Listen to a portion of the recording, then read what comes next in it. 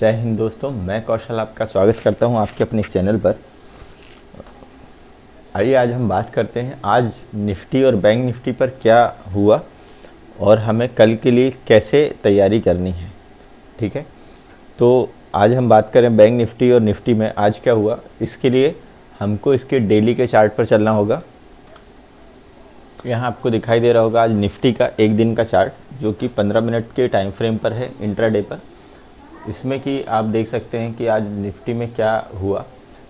यदि हम देखें तो निफ्टी यहाँ ओपन हुआ, प्राइस एक्शन ऐसा नीचे साइड बना, फिर उसके बाद वापस बैंक निफ्टी पर थोड़ा ऊपर साइड का मूव दिखा, उसके बाद वापस नीचे आकर और थोड़ा सा मार्केट पर पॉजिटिव होकर जो है मार्केट क्लोज हो गया।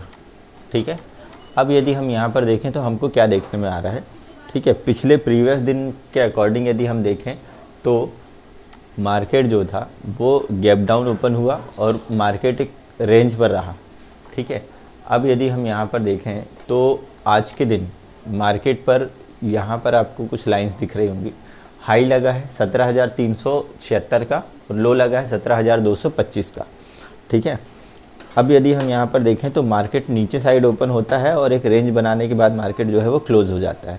अब इसमें हम देखेंगे और आज मार्केट पर ये जो रेंज का मूव हुआ, इसका एक सबसे बड़ा एक रीज़न मैं आपको क्लियर कर देता हूँ।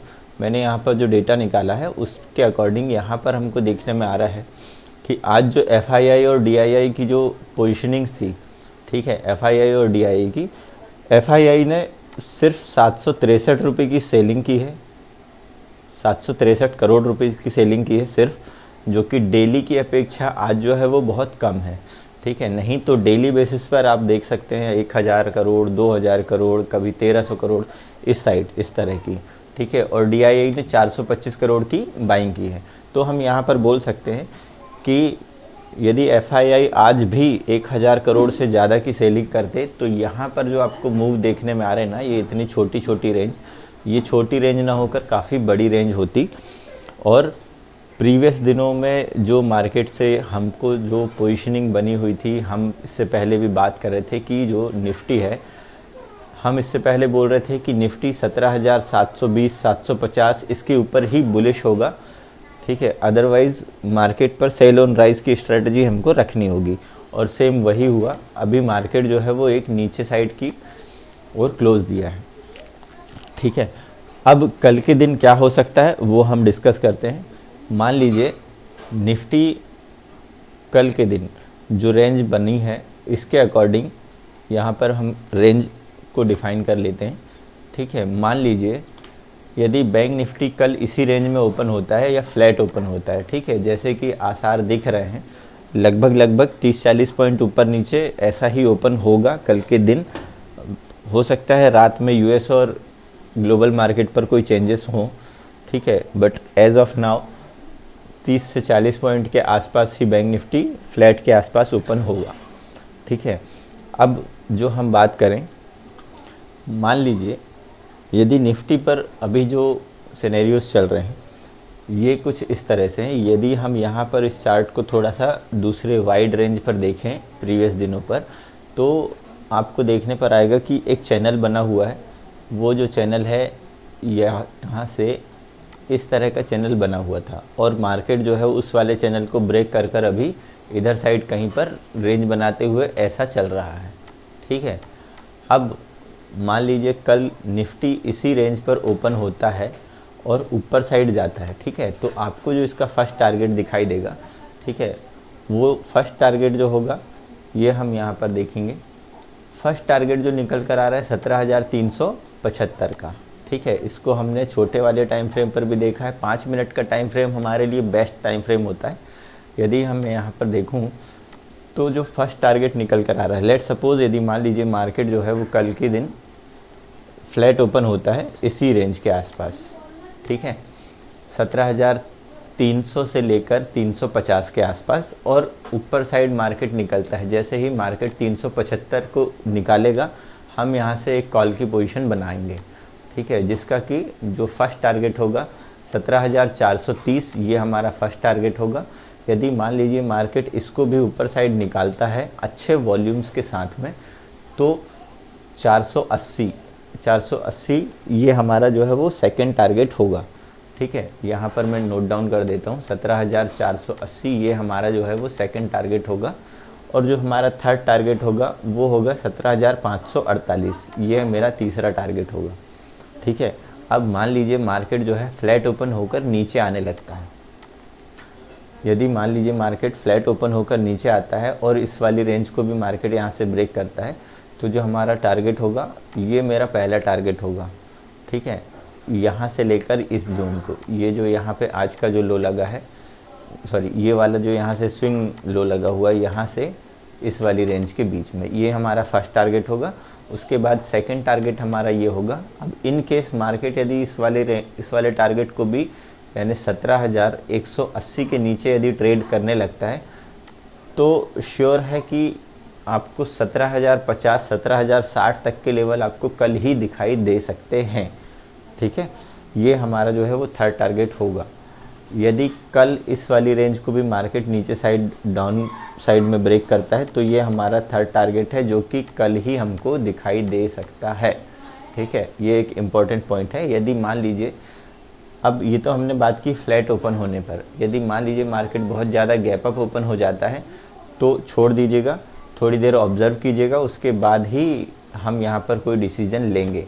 ठीक है, हो सकता है कि कल मार्केट जो है वो गैप अप ओपन हो जाए। यदि गैप अप यानी 430 से ऊपर ओपन हो जाए, ठीक है, तो थोड़ी देर प्राइस एक्शन बनने दीजिएगा। उसके बाद यदि कल के यानी आज यदि इधर कहीं ओपन होता है और मार्केट इस वाली रेंज को ब्रेक कर सकता है, तो फिर आप एक पुट ले सकते हैं। ठीक है, क्यों? क्योंकि मार्केट पर यदि ऊपर ओपन होने के बाद प्राइस सस्टेन नहीं कर रहा है और नीचे आ रहा है, तो हम यहाँ से एक पुट ले सकते हैं जो कि हमें इसी फ्लो में लेकर आएगा, जो कि 17,200 के आसपास तक आ सकता है। ठीक है, 17,200, 17,183, ठीक है, इस वाले लेवल तक मार्केट आ सकता है। अब मान लीजिए मार्केट जो है वो डाउन साइड ही ओपन हो जाए, तो यदि डाउन साइड ओपन होता है तो बहुत पॉसिबिलिटीज़ हैं कि मार्केट जो है वो 200 के आसपास से, जैसे आज यहाँ से वापस हो रहा था, यहाँ से एक बार सपोर्ट लिया, यहाँ से एक बार सपोर्ट लिया, ठीक है, और भी यहाँ से इससे पहले भी हम देखेंगे तो मार्केट यहाँ से भी एक बार सपोर्ट लेने की कोशिश किया। हो सकता है यदि मान लीजिए मार्केट गैप डाउन ओपन होता है तो इन वाले लेवल्स से जो है वो मार्केट ऊपर जा सकता है। ठीक है दोस्तों, ये तो हुई निफ्टी की बात। ठीक है, अब आइए चलते हैं बैंक निफ्टी के बारे में डिस्कस कर लेते हैं।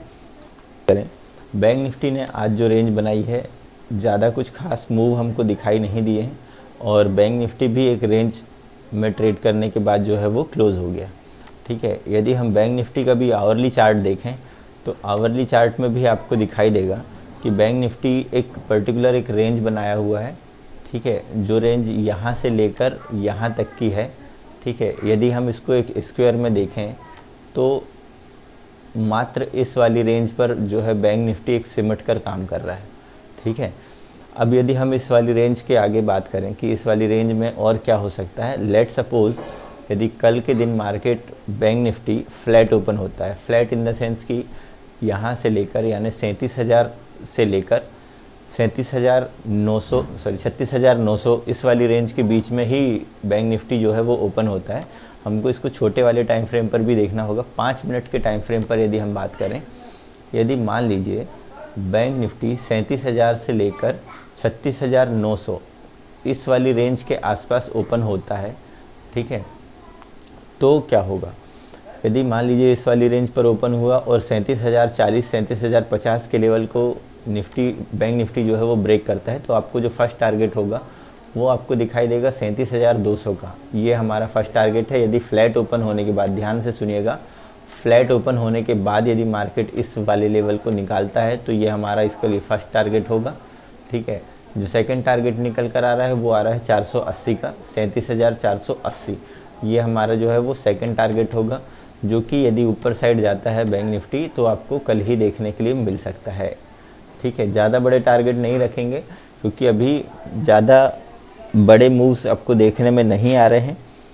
एक छोटी सी रेंज पर बैंक निफ्टी और निफ्टी दोनों काम कर रहे हैं। यदि फ्लैट ओपन होने के बाद बैंक निफ्टी भी नीचे आने लगे तो ये हमारा फर्स्ट टारगेट होगा।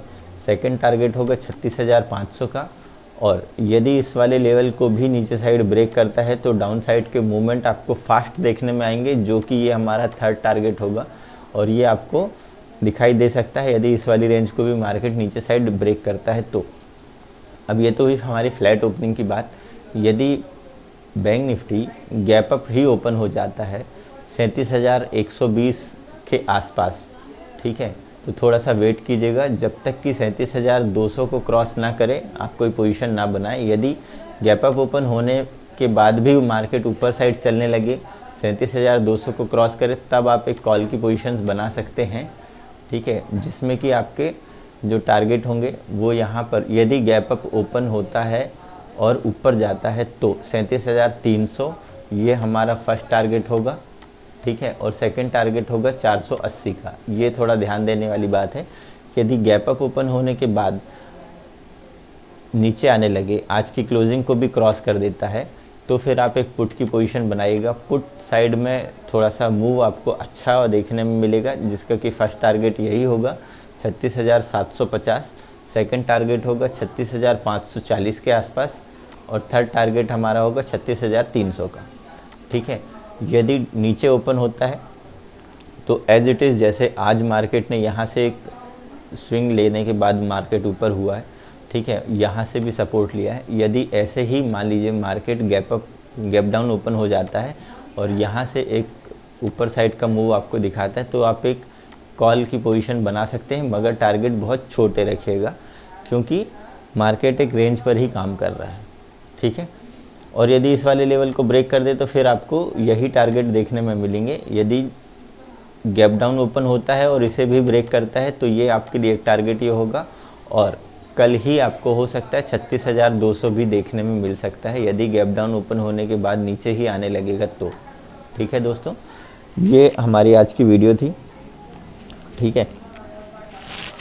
होप सो वीडियो आपको पसंद आया होगा। यदि वीडियो पसंद आया हो तो वीडियो को लाइक करें, कमेंट करें और यदि नए हैं तो चैनल को सब्सक्राइब करें ताकि आपको इसी तरह के और भी वीडियोस आगे कंटिन्यू मिलते रहें, ठीक है दोस्तों। मिलते हैं नेक्स्ट वीडियो में, तब तक के लिए जय हिंद।